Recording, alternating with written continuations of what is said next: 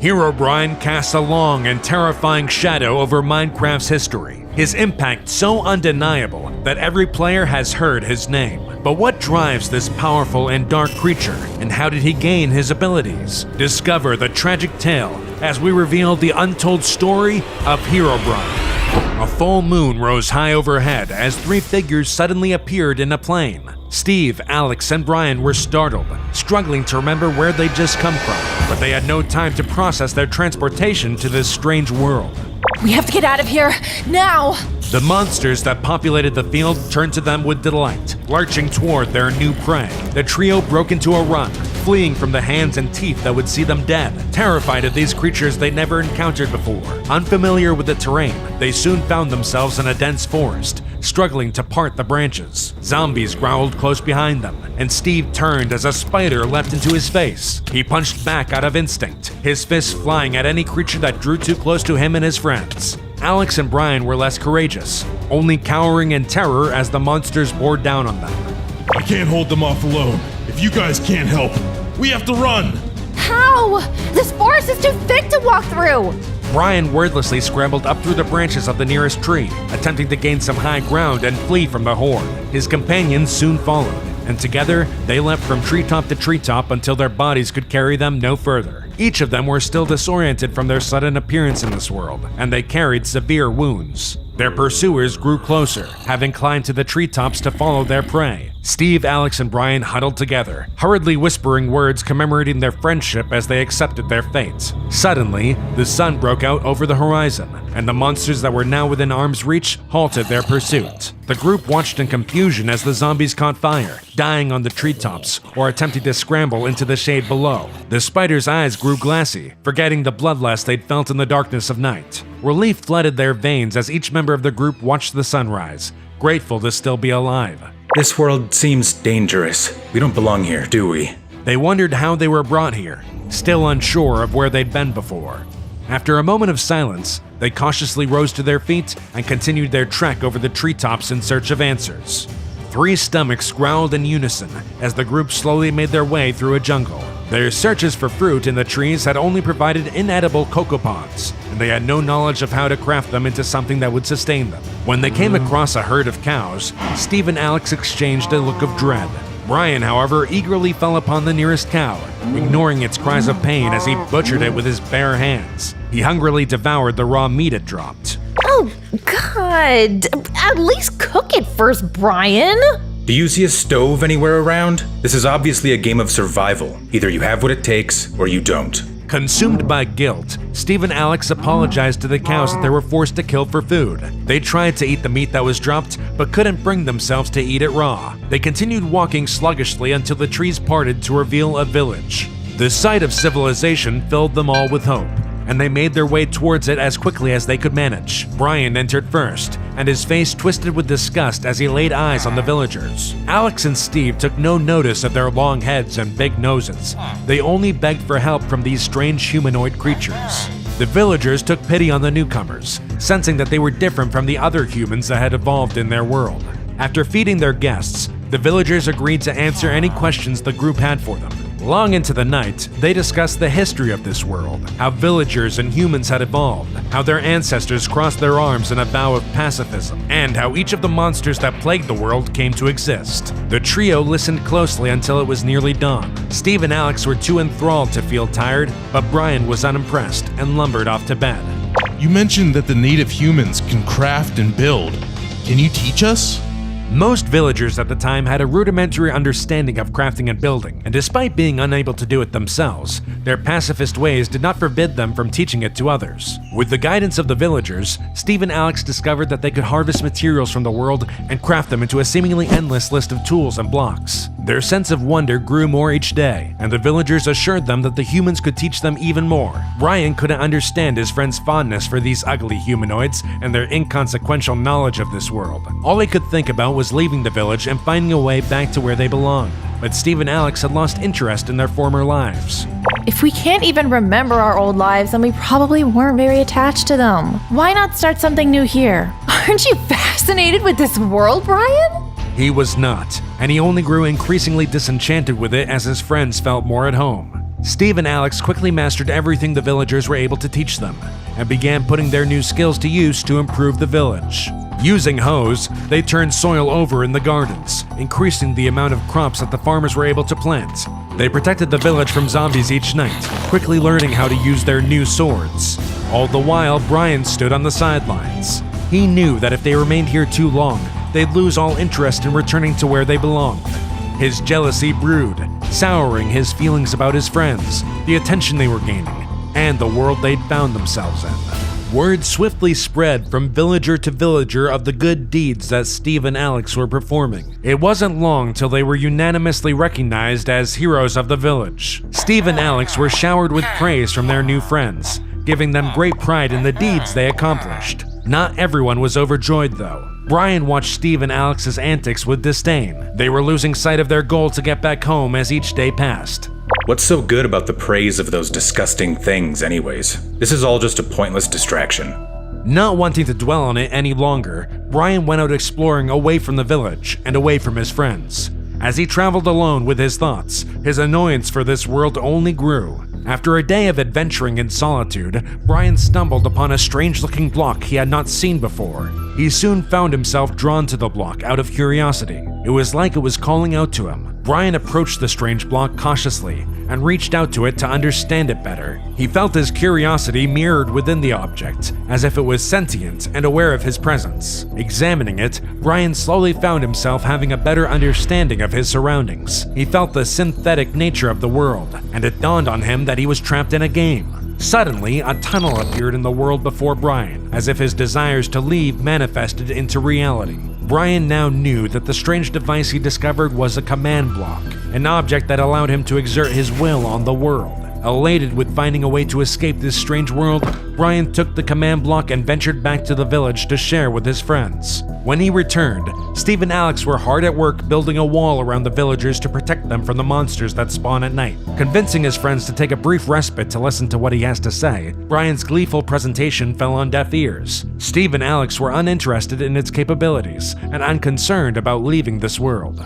But don't you see? With this, we might be able to find a way to leave this place. Brian, I know you're not a fan of the villagers, but try to have some fun, okay? Yeah, we just got here, and there's so many fun things to see and do. We can look into leaving later. For now, I have to finish this wall before it gets dark. Brian was at a loss at how quickly they dismissed his discovery. He argued with his friends about the pointlessness of helping the villagers, but was reprimanded for being heartless, as they put it. Besides, why would they want to return to a place they could barely remember anyways? Feeling hurt, Brian once again left Steve and Alex as they continued building their wall. Angry from the argument, Brian left the safety of the village as night was beginning to blanket the sky. Brian was unafraid though. With the command block, monsters no longer scared him. In fact, they no longer bothered him whatsoever. Alone in the darkness, Brian made a decision. He came to the conclusion that his friends needed saving from this beguiling world they found themselves in, and the command block would be the way he accomplished it. I'll show them what this place truly is. They'll be begging to leave before long. Feeling accomplished after aiding their first village, Steve and Alex began a journey across the world, performing similar services for each village they passed through. The residents were grateful for the assistance, as no other humans had come to their aid before. This struck a chord with the two new builders, and they set out to find some of the humans native to this world. After following a villager's directions, they arrived at an impressive town that looked significantly newer than the villages that they'd previously seen. The town's residents were less pleased to see the strangers approach, and began charging towards Steve and Alex, with weapons drawn. The duo defended themselves from the oncoming humans, trying to explain that they meant no harm. The battle ended quickly when the leader of the town called a halt to their onslaught. My apologies, travelers. We haven't had visitors in some time.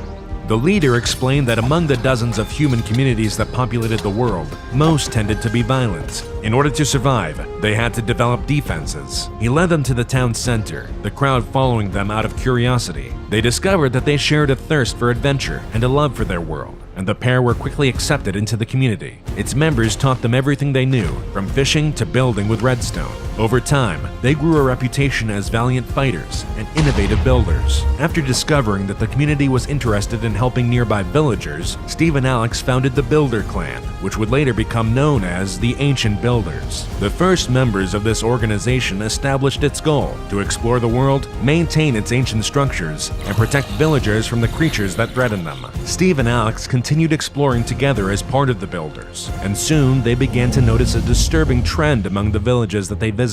Villagers were found trapped in cages of iron bars, glass, even bedrock. How is this possible? Isn't this stuff unbreakable? Alex, you know there's only one person who could have done this. Steve correctly guessed that Brian had used the command block to torment the villagers that he'd grown jealous of. He'd watched his friend's fondness for these beings grow, making them a central part of their lives while they left him behind. Brian no longer saw them as real beings, knowing that they were fabricated as a part of the game he was imprisoned in. He acted out, exercising his power to trap them within unbreakable bedrock walls. Steve looked around warily and saw Brian hovering just above the tree line nearby, confirming his fears. From a distance, Brian looked at the two heroes, silently swearing to break them out of this world. They believed that their good deeds here made them better than him, but he would shatter that illusion. He turned to fly away, and Steve realized that his old friend had become unrecognizable since they'd arrived in this world. No friend of ours would do this. It's time to stop being sentimental about Brian. Burdened by the knowledge of Brian's cruelties, the Ancient Builders, led by Steve and Alex, roamed from village to village to clean up the messes left in his wake. They would free the poor, tormented villagers from the various predicaments they were subjected to, always arriving after Brian had vanished. Oh, thank you, heroes! I've been stuck in there for days! Angered by what they found, some of the builders wanted to confront Brian. Others, including Steve and Alex, were hesitant to face him directly with the powers he now possessed. Brian watched and waited from afar. Staring, his eyes were unblinking, unnatural.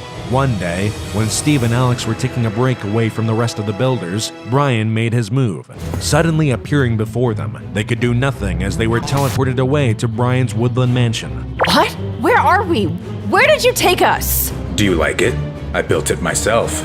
Brian led them through room after room of poorly made furniture replicas, his best approximation of items he didn't know how to craft. Now that he had them alone, Brian once again tried to talk some sense into his friends. He had to convince them that the world they loved so much was not real. It was merely an illusion, a game that they were trapped in. He tried to show them how he saw the game, but they dismissed him as crazy, a conspiracy theorist. It was evident that they had forgotten all about their lives before they had entered this game world. Unbothered by their protests, he teleported them once again, this time into a prison deep within the mansion itself. You can't do this!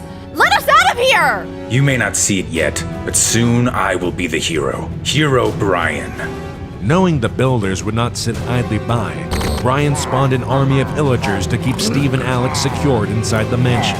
The builders, having noticed the disappearance of their leaders, started a desperate search to find them. As if wanting to be found, it wasn't long before the heavily protected mansion was discovered. With his friends secured nearby, Brian began the final step of his plan to break free from this world. He climbed to a room high within his mansion, placed the command block on a pedestal, and began the ritual. Though he tried to remain focused, he could sense the builders sneaking through his mansion, trying to break the leaders free from his captivity. As the spell took hold and the power of the command block began to fuse with his body, Brian's eyes began to glow. For the first time, he felt like a hero. Alex and Steve called desperately to their rescuers, but the thick walls muted their cries. The builders walked silently through the mansion until they finally found Steve. Give it up. You'll never see either of them again. Herobrine swiftly killed a builder and spawned illagers to take care of the rest. Though they were thoroughly trained in defense combat, they'd never been so outnumbered before. The illagers bore down on the group of builders as their numbers dwindled. One builder heard a faint call for help and bolted from the fight towards the sounds of Steve and Alex. He tore through the wall to find Steve and Alex surrounded by illagers. Without a word, the three of them fled. Help the others. There's something I have to do. Steve broke off and began climbing staircases, urgently searching through rooms. Finally, he found the command block, removed it, and placed a bucket of lava on the ground. Herobrine teleported into the room, but it was too late. Don't come a step closer. I'll die in this lava if that's what it takes to destroy this thing. Herobrine hesitated, unsure if he was willing to hurt his friend to free them all from this world. Steve threw the block into the lava as the flames began to engulf the room, trapping himself, Alex, and Herobrine in this world forever. Herobrine fumed, furious that without the block, his immense power wasn't enough to free him from this reality. He teleported away knowing he'd never forgive Steve for imprisoning him here, and began his unending search for another command block.